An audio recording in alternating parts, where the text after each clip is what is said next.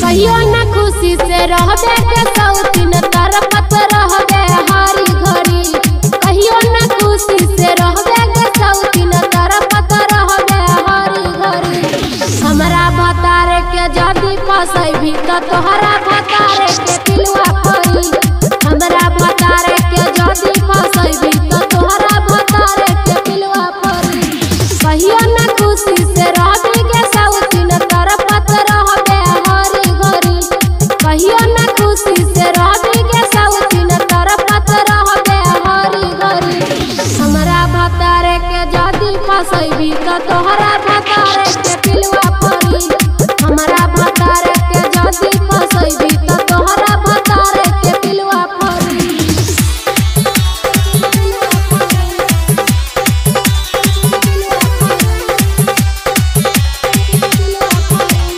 माँ Lakshmi recording studio Baheri. हमरा भतारे के जदी फसैबी त तोहरा भतारे के पिलुआ फरी।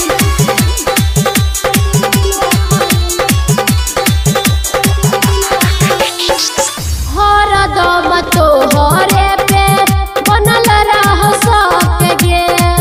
कहियो न छीनल जाला दोसरा के हक गे। हरदम तोहरे पे बनल रह सके।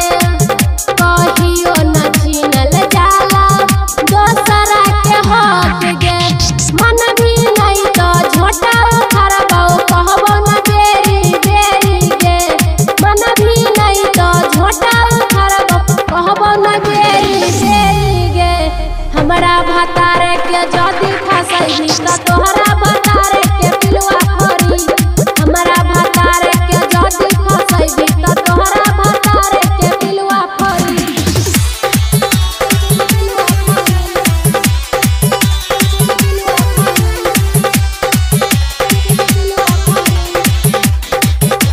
हमरा भतारे के जदी फसैबी त तोहरा भतारे के पिलुआ फरी।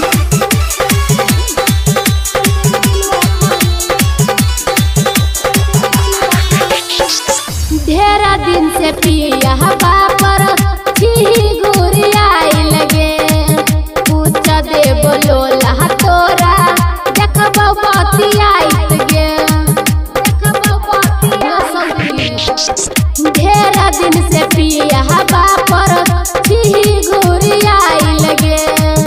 पूछ दे बोलो लहा तोरा देखबो बतियाइत गे। सबके सामने इज्जत उतारबो कहबो नहीं गे हरी घड़ी। सबके सामने इज्जत उतारबो कहबो नहीं गे हरी घड़ी। हमरा भतारे के जदी फसैबी त तोहरा भतारे के